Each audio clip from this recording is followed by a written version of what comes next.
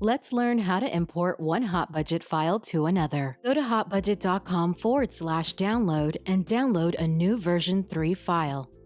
Open the new file and enable macros. Open your source file in the same version of Excel and disable macros. Set the file aside. In the new file, select Import. Select your source file. Once you've selected what you'd like to transfer, click Import. Hot Budget is now reading and transferring the information from the source file into the new workbook. This video showcases the import process in real time. Import times may vary and is dependent on how many sheets you have, what you chose to transfer, and your computer processing speed.